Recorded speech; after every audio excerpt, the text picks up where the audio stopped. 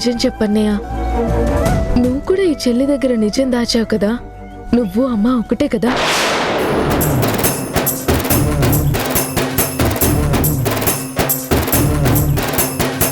ఇది అసలు దేని గురించి అడుగుతుంది?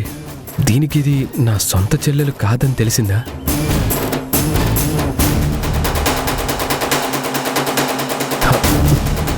నిజమేంటి? అసలు రావడం ఏంటి? అసలు నువ్వు దేని గురించి మాట్లాడుతున్నావో? ఎందుకన్నయ్య నీలో అంత కంగారు? మీరు నన్ను ధరణి ధీరజుల పెళ్లికి ఎందుకు పిలవలేదు? వాడు నీ అత్త కొడుకు, అమ్మకు ఆడపడుచు కొడుకు, భర్త మేనల్లుడు, అమ్మమ్మకి అల్లుడి మేనల్లుడు. అందరికీ అన్ని వరుసలు బంధుత్వాలు సంబంధాలున్నాయి. నేనేగా మీతో ఏ బంధం లేనిదాన్ని. పిచ్చిదానా, నువ్వు అనవసరంగా ఏదేదో ఊహించుకొని ఏదేదో అనుకుంటున్నావు. నువ్వు మన ఫ్యామిలీ కాదని కాదు, అసలు వాడి మీద మాకు మంచి ఒపీనియన్ లేదు. మేమే తప్పక వెళ్లాల్సి వచ్చింది. ఇష్టం లేకుండా వెళ్లే పెళ్లికి నిన్ను పిలవడం ఎందుకని మానేశాం, అంతే. పర్వాలేదులే అన్నయ్య. నిష్ఠూరాలాడికే, నిజంగా అందుకే పిలవలేదు. నిష్ఠూరాలేం లేవు. అర్థం కాక అడిగి అర్థమయ్యాక పర్వాలేదు అంటున్నాను. నీకు కోపమేం లేదు కదా? నీ మీదే కాదు, వాళ్ళెవరి మీద నాకు కోపం రాదు, ఉండదు. సరే మరి, ఒంట్లో బాగలేదన్నావు కదా, రెస్ట్ తీసుకో. కడుపు నొప్పి అన్నయ్య. డాక్టర్ని కన్సల్ట్ అవుదామా? అవసరం లేదు, చాలా వరకు తగ్గింది. సరే, ఓకే, బాయ్, టేక్ కేర్. అన్నయ్య, నీరై కరిగిందా నీరదలో ఆనలుపు, ఏరై కదిలిందా అనుబంధం వైపు, అన్నా అని అంటూ నువ్వు పిలిచే ఆ పిలుపు, రక్షాబంధం ఏంట్రా?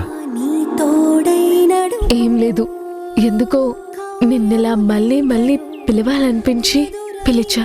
మరి ఒకడే చాలడా పిచ్చిదానా, ఉంటాను, బాయ్. అతడే అతడే హితుడు బాంధవుడు. అందరికీ నేనంటే ఎంతో ప్రేమ. ఈ ప్రేమని ఎలా దూరం చేసుకొని వెళ్ళగలను?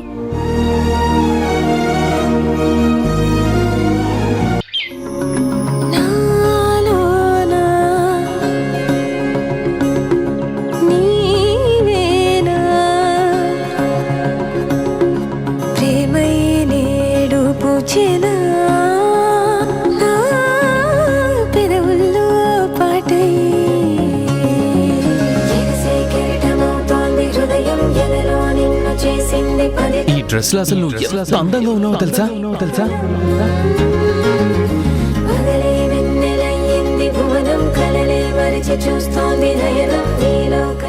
సూపర్, అసలు నువ్వు ఏంజెల్ లా ఉన్నావు.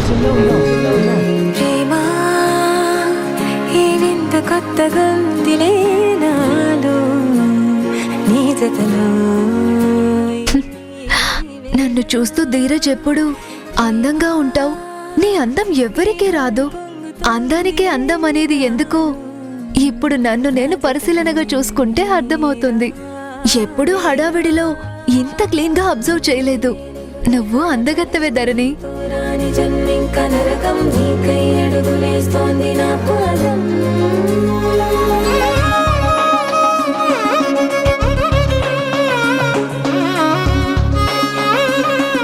నీకోసమే ధీరజ్, అందుకే నీకు ఇష్టమైనవన్నీ చేశా.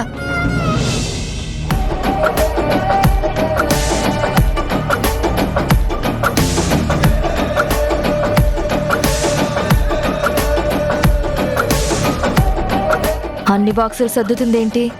ఆ ధీరజ్ గారి దగ్గరికి ఏమైనా వెళ్తుందేమో.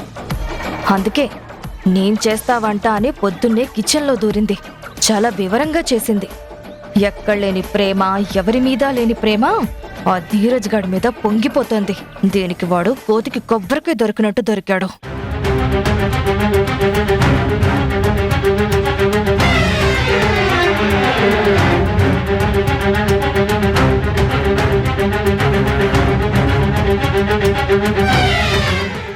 ఏంటమ్మా ధరణి, రోజు కాలేజ్కి ఒక్క బాక్స్ కూడా పెట్టనివ్వవు, అలాంటిది ఈ 3 గిన్నెల గిన్నె ఎవరికి?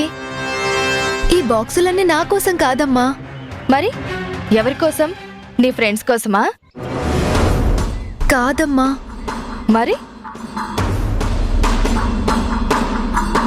ధీరజ్ వాళ్ళ హాస్పిటల్ నేను కాలేజ్కి వెళ్ళే దారిలోనే. పాపం ఎప్పుడు బిజీగా వర్క్లోనే ఉంటాడు.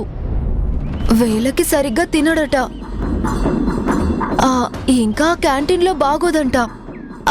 అందుకే ఇవాళ నేను ధీరజ్కి లంచ్ ఇద్దామని.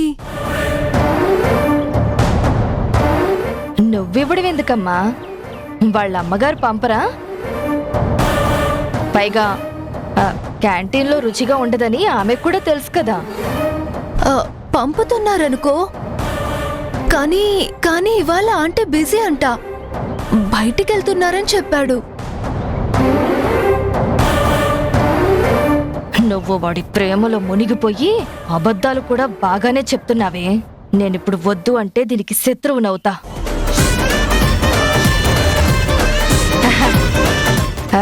ఈ రోజు ఇస్తే ఇచ్చావు గాని పెళ్లి కాకముందే పదే బాక్సులు పట్టుకెళ్ళివ్వడం అంత బాగోదమ్మా. ఎవరన్నా చూస్తే బిడ్డతో భోజనాలు పంపి ప్రతాప్ కూతురికి వరుడు పట్టాడు అంటారు. తప్పుగా అనుకోకు, లోకమమ్మా, ఎవరి నోరు మూయించగలం? రోజు నేనేం పట్టుకెళ్ళనుగా అమ్మా, ఈ ఒక్కరోజే అమ్మా, ప్లీజ్. నేనేం వద్దనడం లేదు. లోకం తప్పుగా అనుకుంటుంది, మనం కాస్త జాగ్రత్తగా ఉండాలి అంటున్నా. పైగా మనం మధ్యతరగతి వాళ్ళం, వాళ్ళు కోటీశ్వరులు. ఏదైనా తేడా వస్తే, పెళ్లికి ఆటంకం వస్తే మనమే జనాల నోళ్లలో నానాలి. మీ నాన్నకే అవమానం. అసలే ఆయన సెన్సిటివ్ మనిషి. అదే నా బాధ. నేనెవ్వరికి మాట రానివ్వనమ్మా, నన్ను నమ్ము. అక్కడ ఎంతోసేపు ఉండను, ఇలా ఇచ్చి అలా కాలేజ్కి వెళ్ళిపోతాను, అంతే. సరే బంగారం, నువ్వు మా కూతురువి. నేను నిన్ను నమ్మకపోతే ఇంకెవరిని నమ్ముతాను? జాగ్రత్తగా వెళ్ళిరా.